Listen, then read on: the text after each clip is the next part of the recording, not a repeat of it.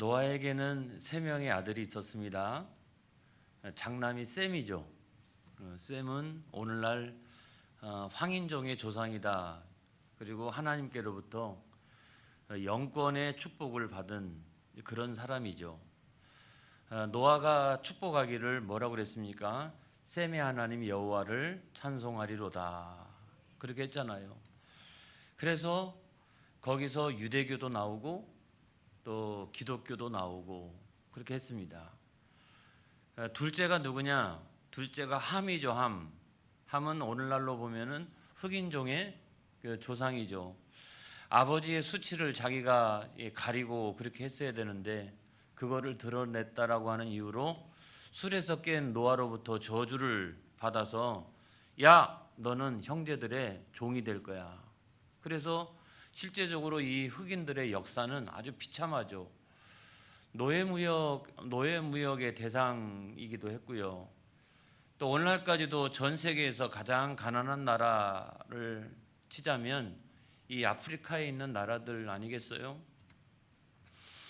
그 다음에 마지막 막내가 야벳인데, 야벳은 오늘날로 치면은 백인종의 그 조상입니다. 조상인데 너는 창대하게 될 거야. 하나님이 너를 창대하게 할 거야. 이런 축복을 받아서 그래서 그랬는지 아무튼 이들이 19세기에 오면은 세계적인 대제국, 제국주의 다 거기서 나옵니다. 전 세계의 그 엄청난 식민지들을 다 구축하고 거기서 경제적인 수탈을 강행하고 이래서 오늘날 유럽에 가면 뭐 엄청난 건물들이 많이 있습니다만은 대부분 다 수탈의 결과죠. 스페인 같은 나라도 가서 보면은 엄청난 그 파괴되지 않는 그런 건물들이 잘 보존되어져 있는데, 야, 저 옛날에 어떤 돈이 있어가지고 저렇게 엄청난 건물들을 지을 수가 있었을까? 다른 게 아니죠, 여러분. 다 식민지에서 수탈에다가 본국으로 다 해가지고 그 엄청난 재정을 가지고 그렇게 한 거예요.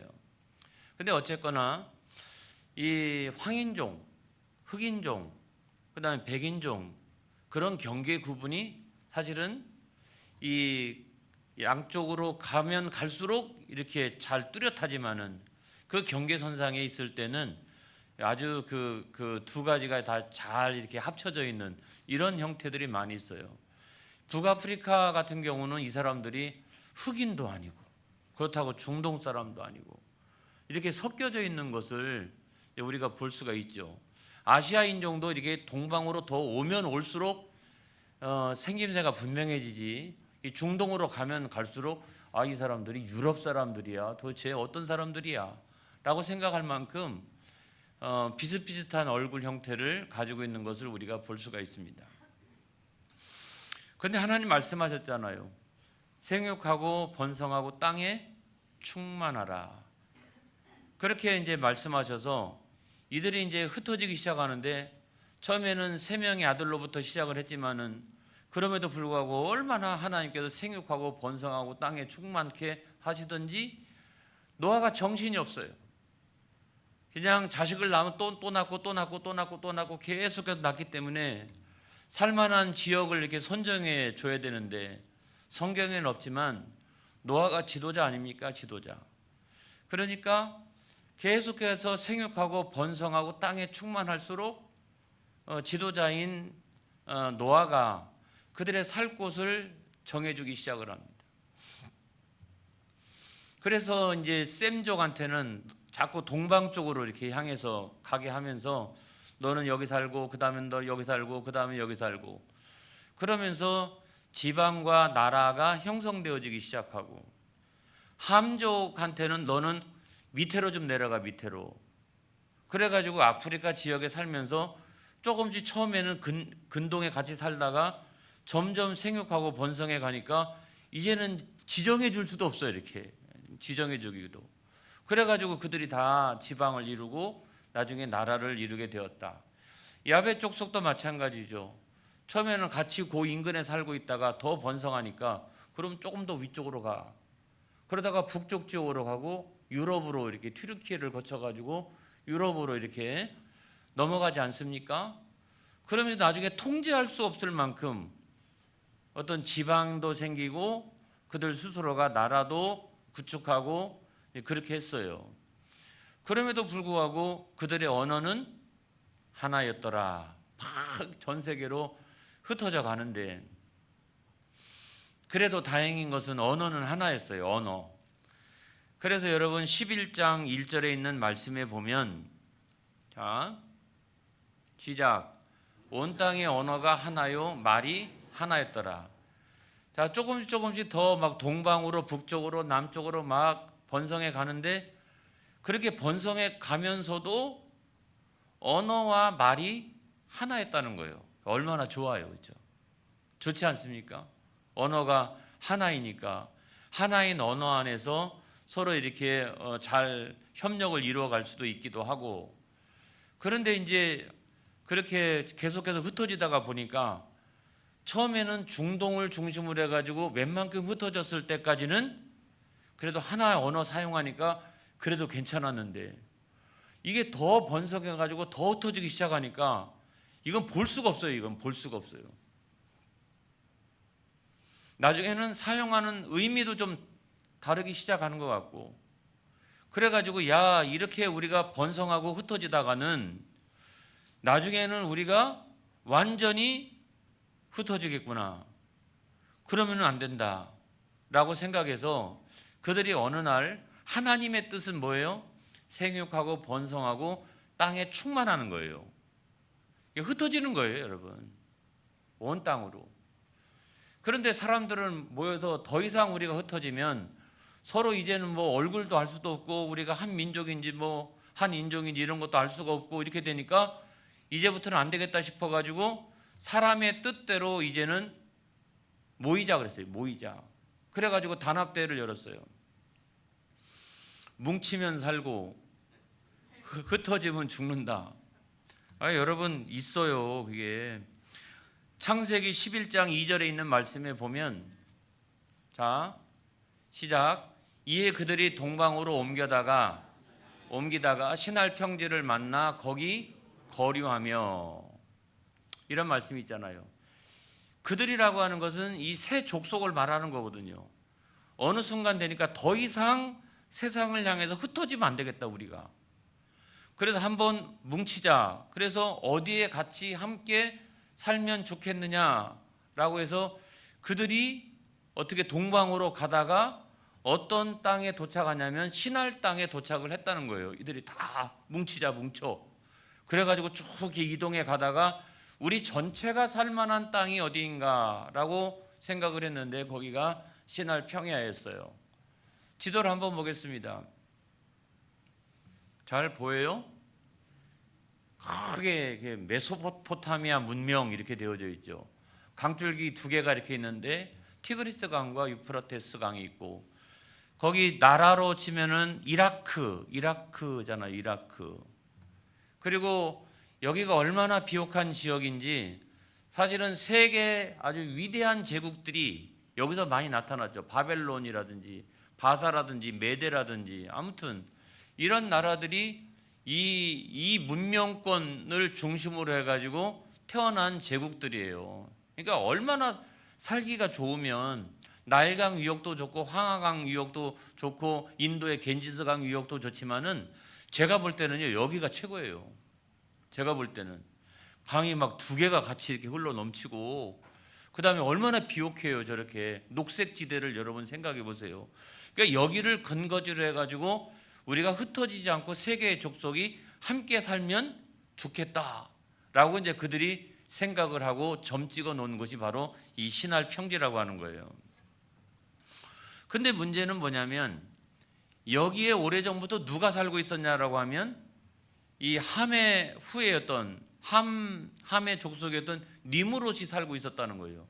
여러분, 제가 지난 주일날 설교하고 연결시켜서 생각해 보시면 연결고리를 발견할 수 있으리라고 생각합니다.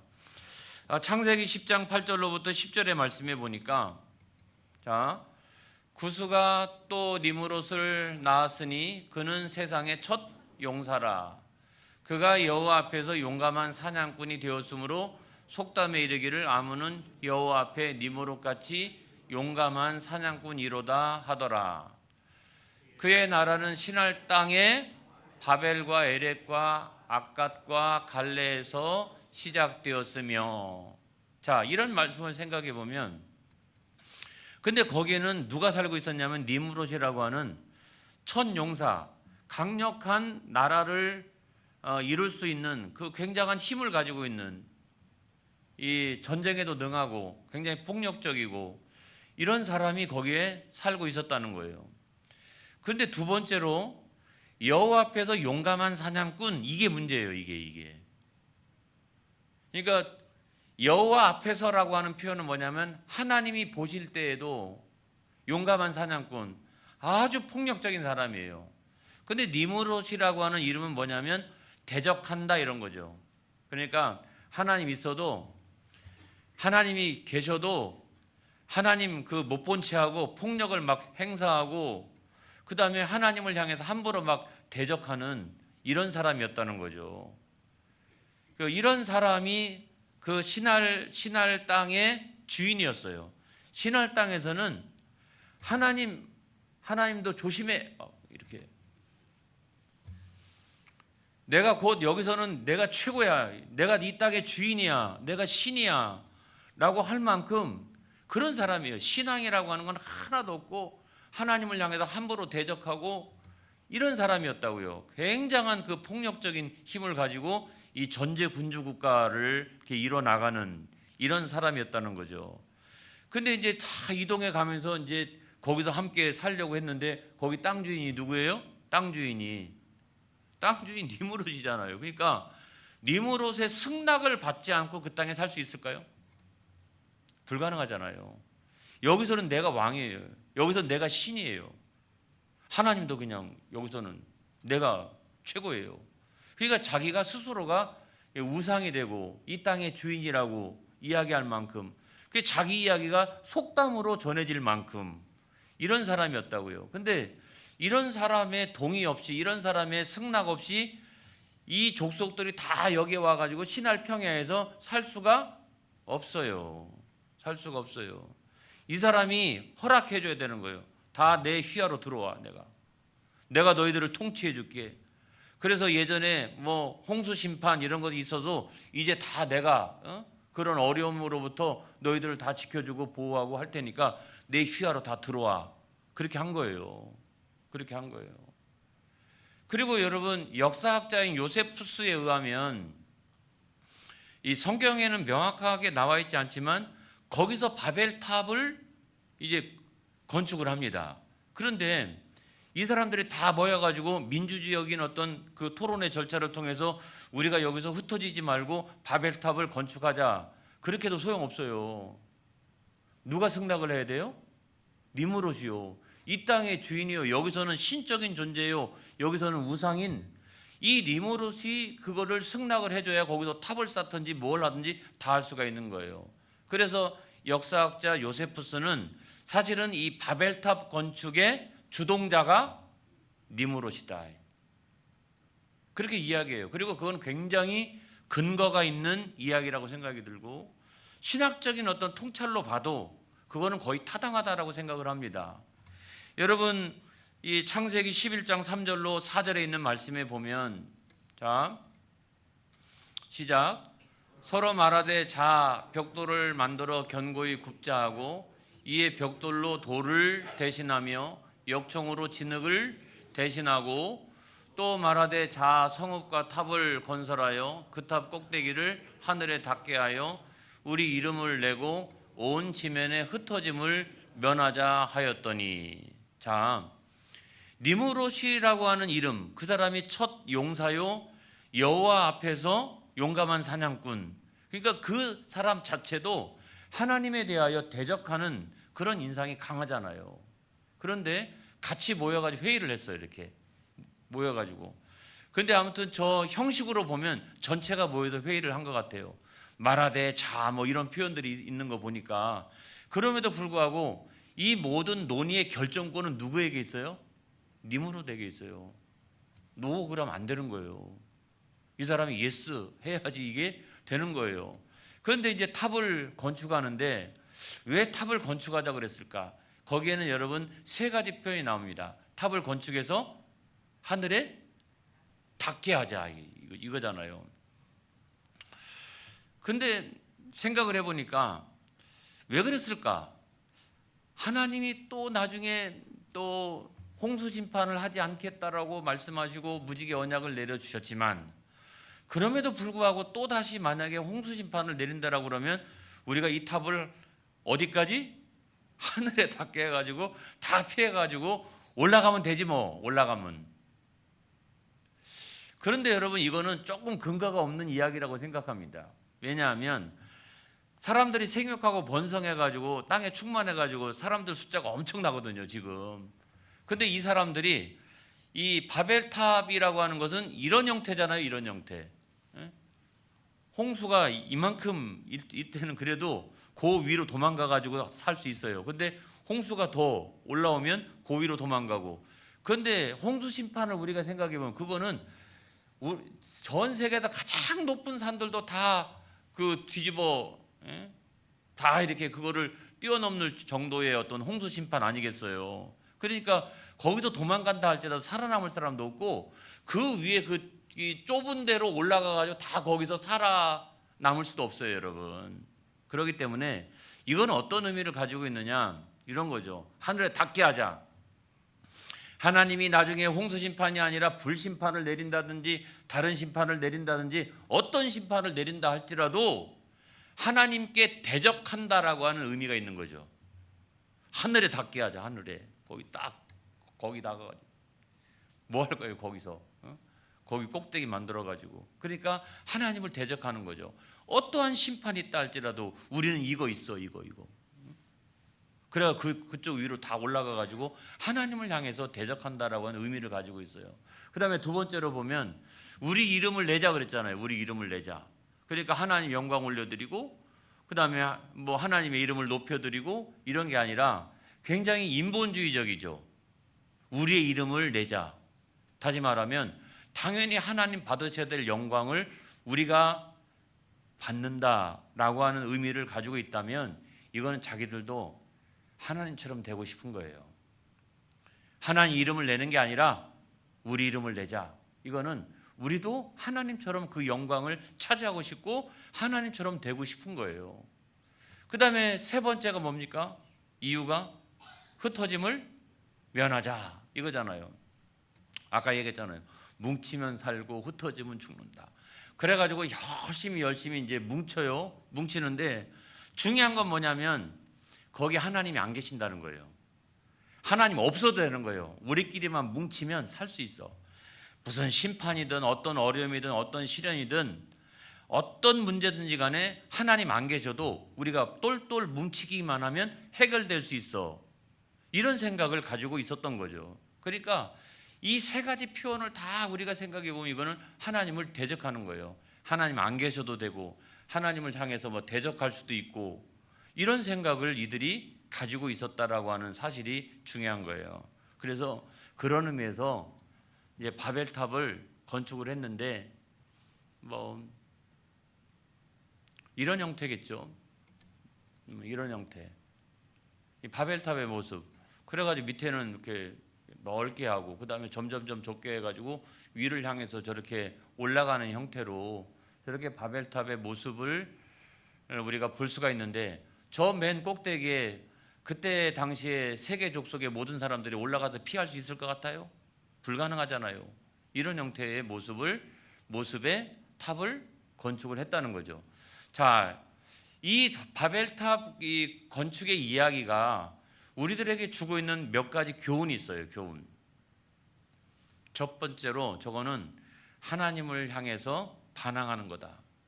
하나님을 향해서 대적하는 거다 라고 하는 것은 아까 우리가 살펴봤잖아요. 그렇죠? 탑의 꼭대기를 하늘에 닿게 하자. 우리의 이름을 내자. 그리고 흩어짐을 면하게 하자. 이거는 다 본질적으로 보면 인본주의요. 본질적으로 보면 하나님 대적하는 거요. 그런 뜻이 그 안에 담겨져 있다고 하는 사실을 우리가 알 수가 있는 거죠. 그리고 저것을 건축하는 과정에서 바벨탑을 건축하는 과정에서 하나님 주셨던 지혜도 사용합니다. 하나님 주셨던 지혜도 사용해요. 그 가운데 하나가 그 신할 땅에서는 이 바위라든가 돌이라든가 이런 것들은 부족했어요. 그래가지고 저 탑을 건축할 때 주로 뭘 이용했냐면 흙을 이용했거든요.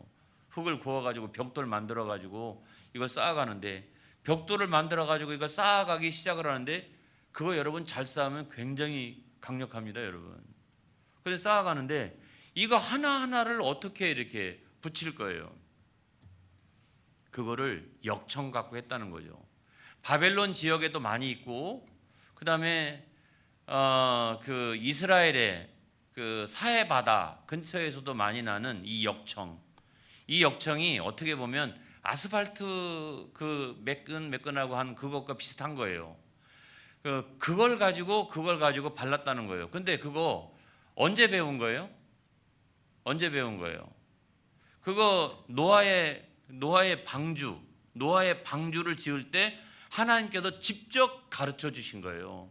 너는 고페르 나무를 이용해 가지고 배를 짓 때 그 사이사이를 어떻게 하라고? 역청을 발라가지고 물이 들어오지 않도록 해라. 이거는요, 하나님이 노아한테 직접적으로 가르쳐 주신 말씀이었어요. 그런데 하나님 주신 지혜를 가지고, 하나님 주신 것을 가지고 지금 뭐 하고 있어요? 하나님의 영광을 위해서나 하나님의 이름을 높여드리기 위해서나 그게 아니라 여러분 뭐예요? 오히려 하나님 주신 것을 가지고, 하나님 주신 지혜를 가지고 하나님을 대적하는 일에 지금 사용하고 있다고 하는 사실인 거죠. 그러니까 이거 전체가 다 그런 의미를 가지고 있습니다. 창세기 6장 14절에 있는 말씀 보겠어요. 여기 있어요. 시작. 너는 고페로 나무로 너를 위하여 방주를 만들되 그 안에 칸들을 막고 역청을 그 안팎에 칠하라. 하나님이 노아에게 하셨던 말씀이거든요. 여러분, 이와 같이 하나님을 대적하는 일이라고 하는 것은 굉장히 위험한 일이라고 하는 말씀을 드려요. 여러분, 멸망당할 수가 있어요. 자, 사무엘상 15장 23절에 있는 말씀에 보면, 이거는 사무엘이 사울왕한테 했던 예언이거든요. 시작. 이는 거역하는 것은 점치는 죄와 같고 완고한 것은 사신 우상에게 절하는 죄와 같음이라. 왕이 여호와의 말씀을 버렸으므로 여호와께서도 왕을 버려 왕이 되지 못하게 하셨나이다 하니, 다시 말하면 하나님께 대하여 대적하는 것은 여러분 곧 멸망당하는 것이라는 거예요. 하나님께로부터 버림받는다라고 하는 사실을 우리가 알아야 되는 거예요. 이게 엄청나게 무서운 죄라고 하는 사실을 알아야 됩니다. 그 다음에 두 번째로 보면 노아에 대한 대적이죠. 노아. 이때 당시에 노아가 살아 있을까? 이때 당시에 노아의 나이가 950세예요. 홍수 심판이 있었을 때가 600세 정도였어요. 그리고 그 이후로 350세를 더 살아서 나중에 950세까지 살았어요. 그런데 이 바벨탑 사건이 일어났을 때가 언제냐면 홍수 심판이 끝나고 난 다음에 한 100년쯤 지나서 이게 이제 막 생육하고 번성하고 동쪽으로 북쪽으로 남쪽으로 막 이렇게 번성해 가던 어느 때였잖아요.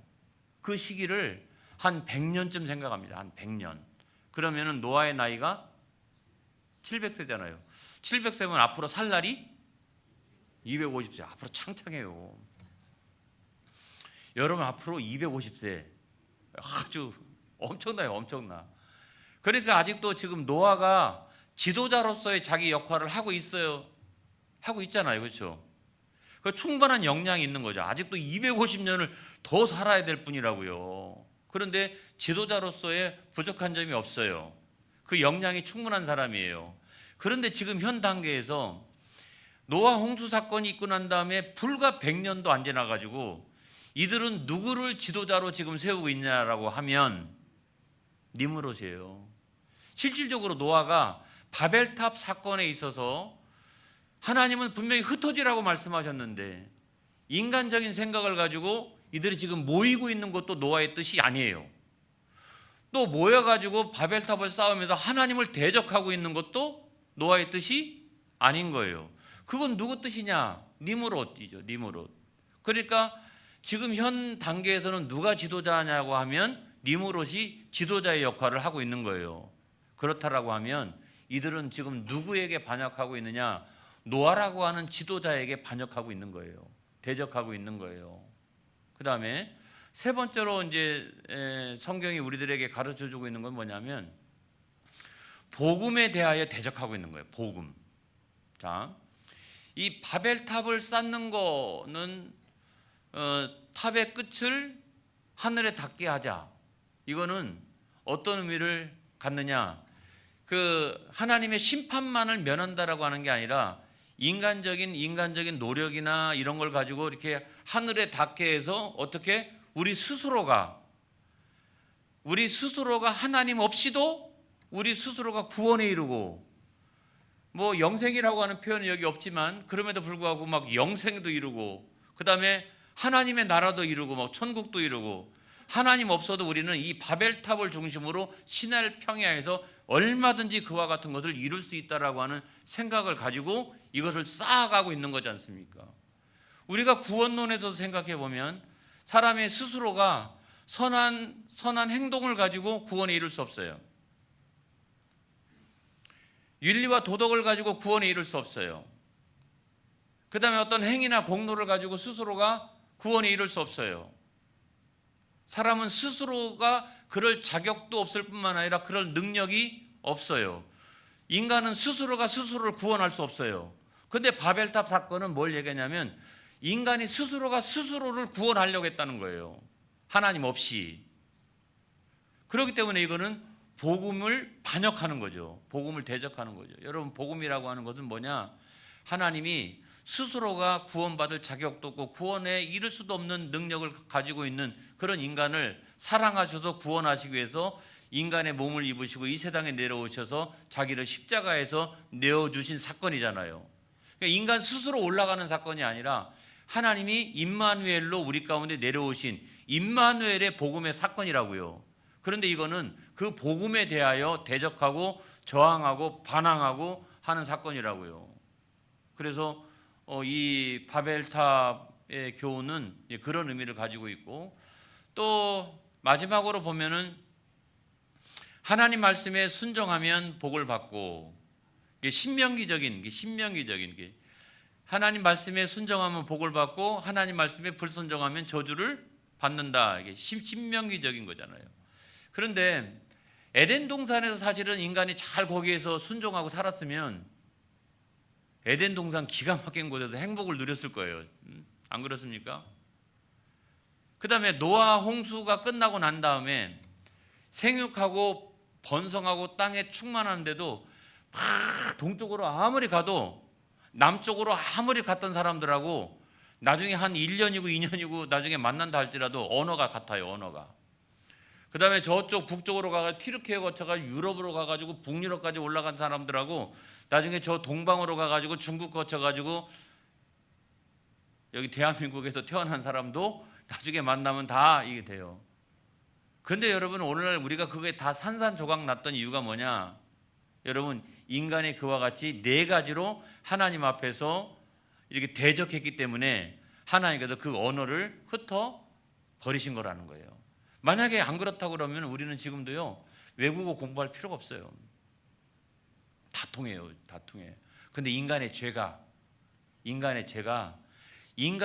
죄인들끼리 딱 뭉쳐가지고 네 가지로 대적하면서 이 똘똘 뭉쳐있는 이 집단, 이거를 해체시키지 않고서는 하나님의 나라가, 구원의 나라가 임할 수가 없잖아요. 그렇기 때문에 하나님은 언어를 또다시 한번 홍수심판이 아니라 언어를 혼잡하게 해서 이들을 다 흩어버리시고, 이들은 점점점 역사 가운데 사라져가기 시작하고, 하나님의 구원의 역사에서는 누가 등장하느냐? 셈족이 등장합니다.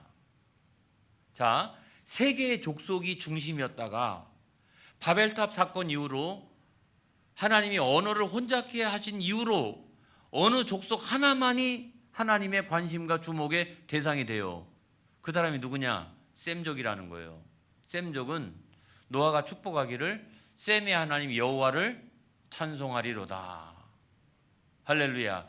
이 영적인 자녀들을 중심으로 해가지고 나중에 여기서 누가 태어나요? 아브라함이 태어나고 그 다음에 모세도 나오고 다윗도 나오고 예수님도 나오고.